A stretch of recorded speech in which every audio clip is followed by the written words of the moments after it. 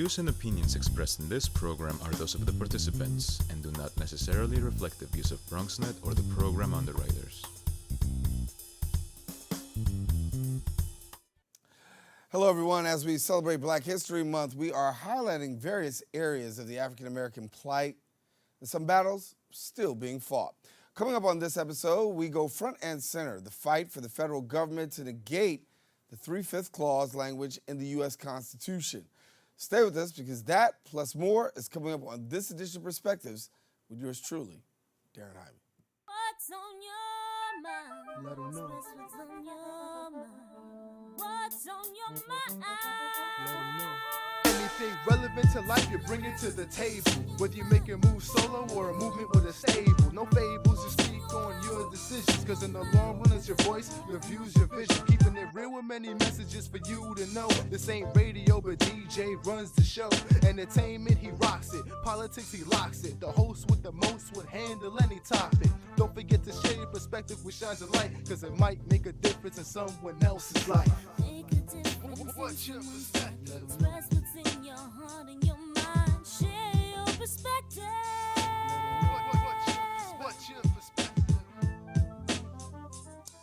Hello, everyone. Welcome to another edition of Perspectives. I am Daren Jaime. I want to thank you and to tell you that also, remember, you can catch Perspectives right here on Bronxnet Channel 67 on Optimum or Channel 33 on Verizon Fios. Now, if you're not in the Bronx, you can always watch Perspectives on our website, www.bronxnet.org, and watch and click on the Perspectives banner. There you can check things out. Coming up front and center on this edition of Perspectives. Yes, it is Black History Month here on Perspectives. And yes, we pride ourselves on highlighting issues, accomplishments surrounding the African American and Black experience right here in the borough. Our guest in studio, no stranger. He is Bronx Council member Andy King, and he's offered two separate legislations in 2016. It's LS 6687. First, it calls on the city of New York to declare March 5th as 3/5 Clause Awareness Day, and then LS 5660, which calls on Congress to add an amendment to the Constitution directly negating the language of Article 1 and Article 1, Section 2, Paragraph 3, which many people don't know is the 3/5 Clause, where all African American or blacks were considered 3/5 of a man. Here to explain a little bit more about that, the legislation, break it down in a better way than I could ever do it. Councilmember Andy King. First of all, Happy New Year. First time we have you on the show in the new year, right? All peace and blessings to everyone in 2019. I hope it's better than yesterday and tomorrow is greater than yesterday. Yeah, that's my prayer. That's my prayer. Talk to us about this here. Real talk. The 3/5 legislation, very important, but there are some people who still don't even know exactly that it's in the Constitution. So give us an education real quickly. Exactly. The 30-second elevator speech. You know, in 2016, during the Black History Month, I had to come up with a topic for the Bronx Youth Empowerment Program. Learning and remembering what my story was about blacks in America, the 3/5 Clause resonated. Did some research, realized that language was still there and said, let me ask Congress, what's going on with this? And when I reached out to Congress, Congress said, oh, yeah, we know what's in there, but the 13th, the 14th, and the 15th Amendment supersedes it, so it done away with the 3/5 Clause. So I went and addressed and looked at what the 13th, the 14th, and the 15th Amendment actually said. The 13th Amendment made slavery illegal in the Union unless you were in prison.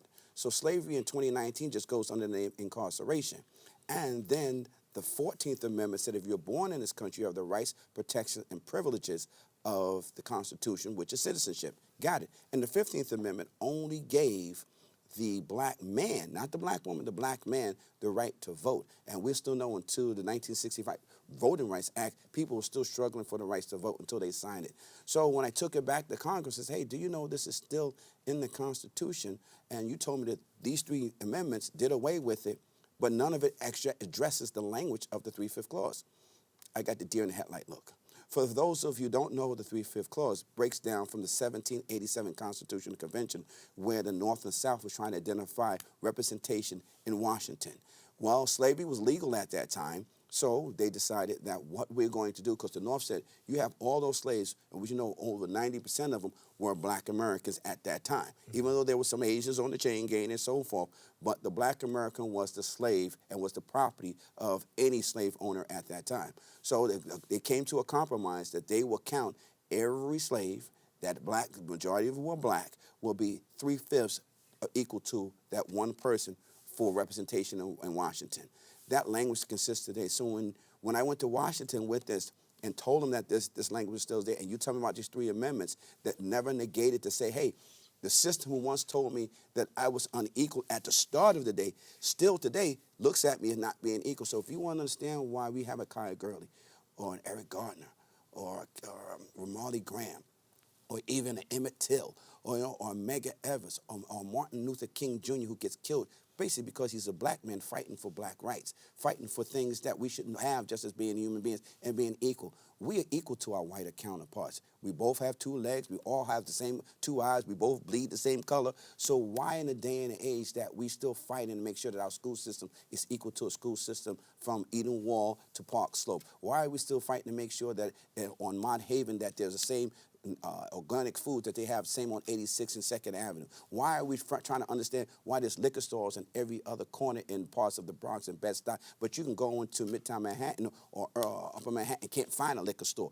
These are the challenges that come with understanding the rules and policies of the 3/5 law clause that's in, and more importantly, why do our communities get policed while other communities get service? These are questions that people need to ask themselves. It all goes back to the root of the mother doctrine of this country, and that's the United States Constitution. So walk us through this. You introduced us in the city. How did the city respond? The city responded. We got it passed. We got the 2 resolutions calling on Congress, and we did establish March 5th, which is 3/5 on the calendar, as 3/5 Clause Awareness Day. So for the past 2 years, we've had conversations. We did one at the Schomburg, and we did one at the African American Museum in Harlem. This year, talking and partnering up with the National Action Network. I'm grateful for Reverend Al Sharpton, who's very interested in helping the conversation with a number of hosts of entertainers who have said, hey, they're very interested of listening to what's going on, such as a Jay-Z and Kanye West. And everyone heard Kanye's West, his conversation with the president, and while people were kind of twisted at the way he behaved, at the end of the day, we sent the rapper Kanye West, who brought some stuff up in front of the president. We should be looking at, we got somebody, as much as you may disagree, but at least he's able to sit down and put it on the table. So I just say to us all, learn our history, understand our history, so we can navigate today when you understand the challenges of yesterday. City, how's it being responded to on the state level? On the state level, a number of my colleagues are still learning and waking up.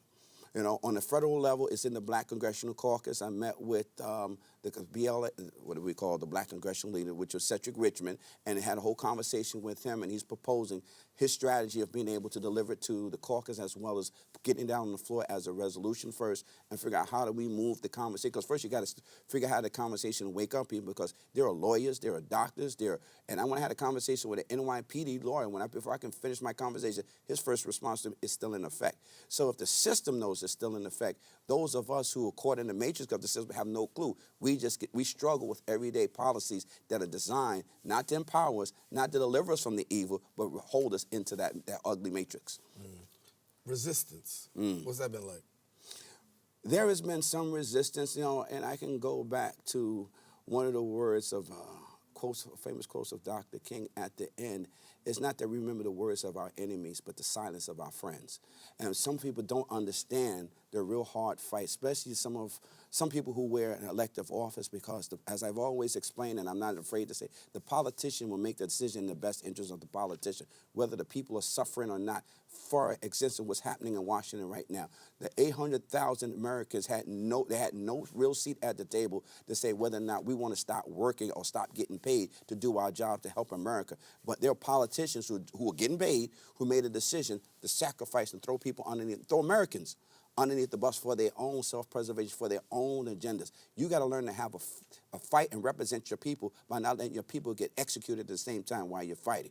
So when you're talking about resistance, I just ask for, as Teddy Pendergrass and the Blue Notes would say, wake up everybody. No more time for sleeping. We got to wake up as a people, learn our story, and then tell our stories to our children. And if it requires for us to stand up against the resistance, then stand up to the resistance. But the only way you can resist everything, you got to be educated in whatever the fight you're going to engage in. All right. Be back with Councilman Andy King, continue our conversation talking about the 3/5 clause. Then we're going to talk a little bit about celebrating Black History Month, bringing it a little bit closer to home. Stay with us. We're coming right back right after this.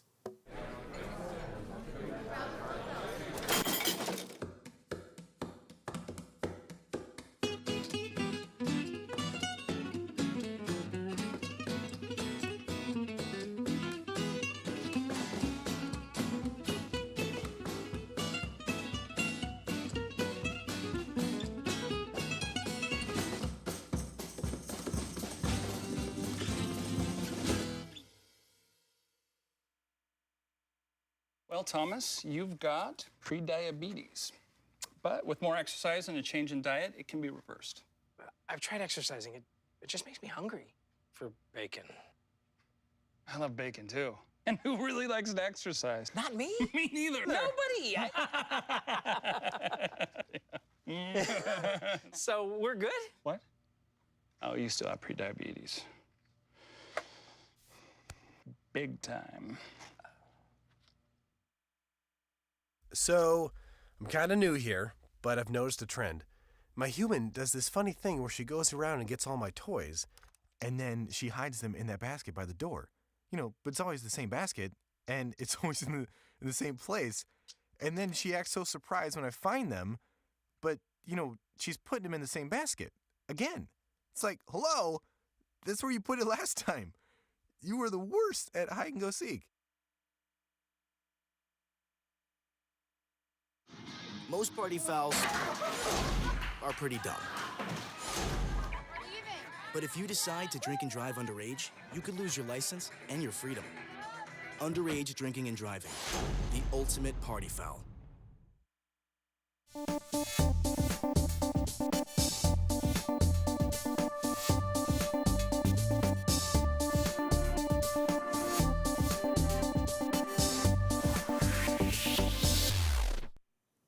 And we're back here on Perspectives. Our guest, Councilman Andy King, talking about the 3/5 language constitution for the work that's actually being done in Washington, D.C., getting the Constitution amended with the 3/5 clause that says that black men, particularly, are 3/5 of a man, leaves out women. Well, that's the Voting Rights Act, but Right. the 3/5 clause just said blacks in period. Your property, the slave, would be considered 3/5 of human being, and that included the black man, the black woman, the black child, the whole black family. We were not part of equal to a system that was being created at day one at the United States 1787 Constitutional Convention. We were not on an equal playing field, and today we still are not. How do you feel about this, given the fact that here we are talking about this? Just got finished celebrating Dr. King's holiday, and when we think about Dr. King, the National Monument closed. It takes an airline to pay to subsidize workers to be there. Government shut down. When we think about the life and legacy of Dr. King and where we are today, what do you think? I think he would be appalled. I would love to see if him being there in this day and age, but his energy, his messaging, would have to resonate and be an inspiration, but it would require a number of other foot soldiers to say to join the fight. It doesn't require us fighting each other for prosperity or just gaining everyday human rights. I think Dr. King also would tell the federal government that you have, again, signed us a blank check, because while you are all up there managing yourselves, there are families of America, because now this becomes about America. It doesn't even come whether or not you're black or you're brown or you're white or yellow. It comes about being American, because they've thrown everybody under the bus in Washington today to satisfy their own in-house chess war. So now, and who is that fight? It's not us. When you look at the faces that are negotiating this fight, it's not us. So Dr. King would be like, I've stood up for human rights. I stood up for civil rights. I say, listen, I'm going to fight not only just for the black man, I'm going to fight for the brown man. I'm going to fight for the poor person, whether you are Mexican or you're from Israel or you are from Italy. I'm going to fight for everybody if you're poor. But you can't figure that one out, because you guys, the people who are managing these conversations, how wealthy are they? Because if you were sitting in a state that you couldn't figure out how you're going to get food on your table, you would not be talking about, let me take my time. Let's figure out how I'm going to be so stubborn while my daughter is not being able to feed her child because you think that you can win a fight. Well, at the end of the day, let's work it out. You got voted in to be responsible and being an adult at the table and not throw temper tantrums, whether you're the president or if you're on the other side of the table. You got to make sure that you take care of the people first. And I don't think the people are being taken care of first. I think egos are at the table right now, and they're bucking heads. How much do you get to weigh in to say to fellow congressmen, senators, look, let's get this done? I have access to talk to my congress member every day. Just the other day, I stood with Chuck Schumer, the senator, in regards to, calling on Amtrak and MTA to just come to an agreement as far as opening up that rail and the access fees to make sense that we can use to open up the 4 new stations in the Bronx. That's been a part of an agenda for the last year and a half. So yesterday, they came to an agreement.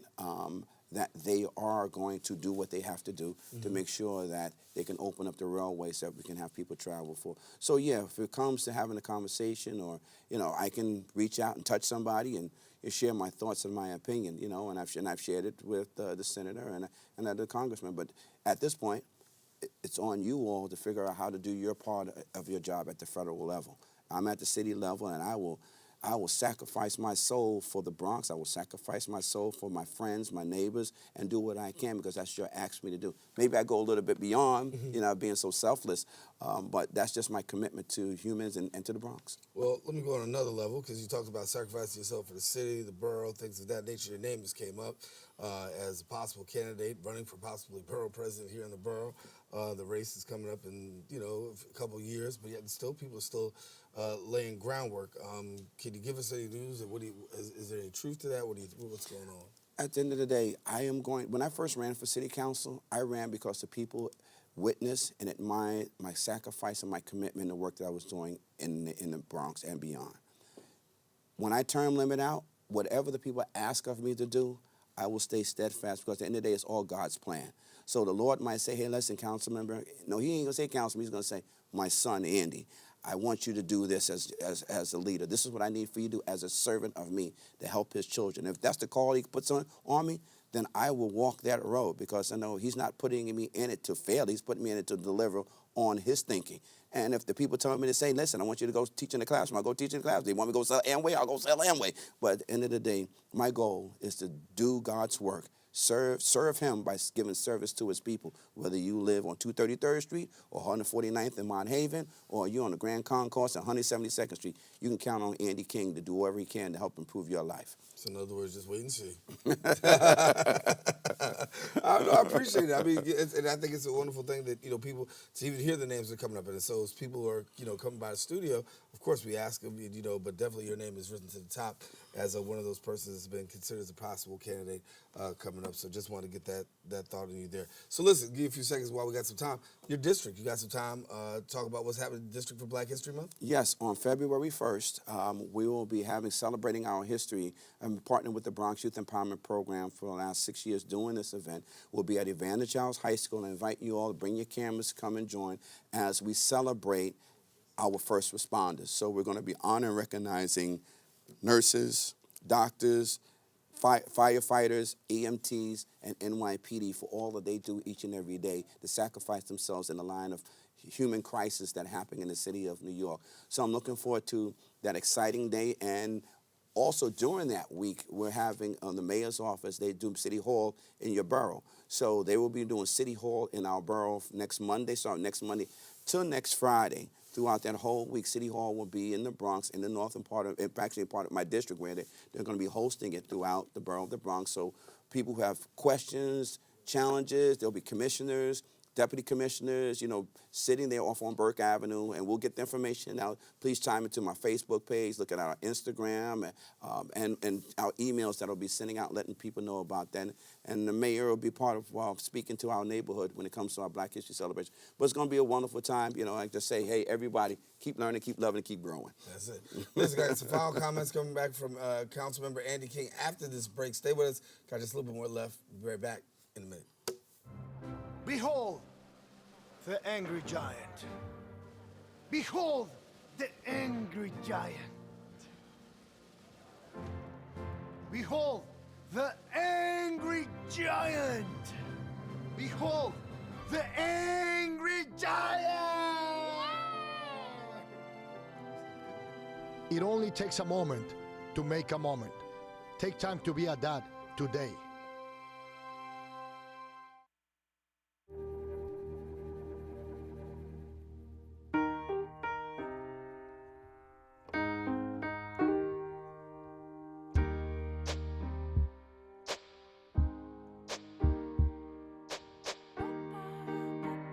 And I can't change, even if I tried, even if I wanted to.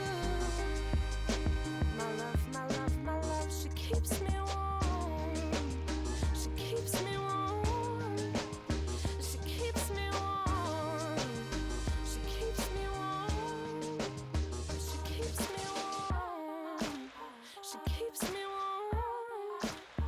We are neighbors and best friends. I love my sister. My heart doesn't see race. Love is love. Our family is no less than any other family.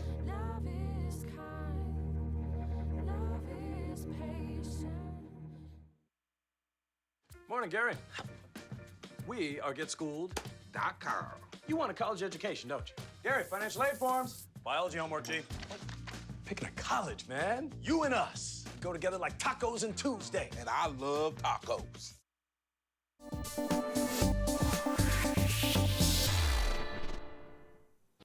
And continue our conversation with Councilmember Andy King here in the borough of the Bronx. And as we talk a little bit about, what's going on in the area, what's really going on is this month is, Black History Month, African American History Month.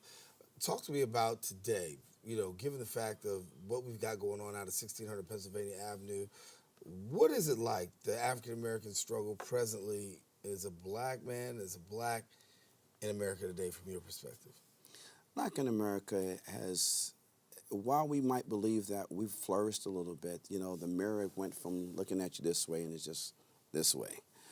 And I say that because so many of us in the city and even on this planet don't even understand what it is to be black in America. Don't even realize they're black and they're in America. I'm a spiritual guy and I read a little Bible and I learn some things and understanding that it doesn't matter whether because before there was the island named Puerto Rico, before there was the island of Haiti, before there was the island of Jamaica, before there was the Virgin Islands, before there was a Georgia and an Alabama, we were quote unquote used to today's society's terms black. So, and you get treated as such. But they've done a massive job to help us not understand that we are united as one. I'll never forget watching way back in the 70s a show called The Mike Douglas Show. And this guy's name was David Dukes. He was the Grand Wizard of the KKK. And he said if the black man ever knew who he ever was and ever wake up, we would all be in trouble. Because what has happened is they've done a massive job of allowing the Puerto Ricans to understand they're not black. They've done the same thing for the Dominicans. They've done the same thing because it doesn't matter if you're from Trinidad or Tobago or Haiti or Dominica or Dominican Republic or Puerto Rico or Mexico or Peru, Honduras, Venezuela, Georgia, Alabama, you're still black in America. So because we may share a different tongue, we'll get in here and be divisive amongst ourselves. Now understanding that the system who runs the system is a system of checks and balances, the haves and the have-nots, and full of gains and oppression.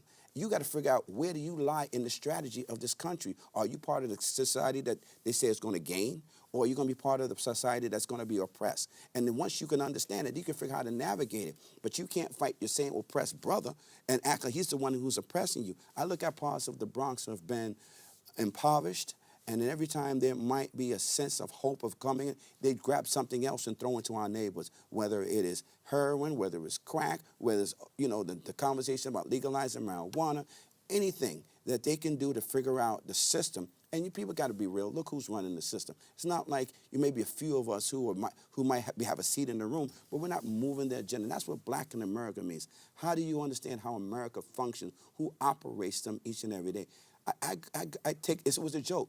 But I remember Chris Rock said to the audience, he says, is Shaquille O'Neal rich or wealthy?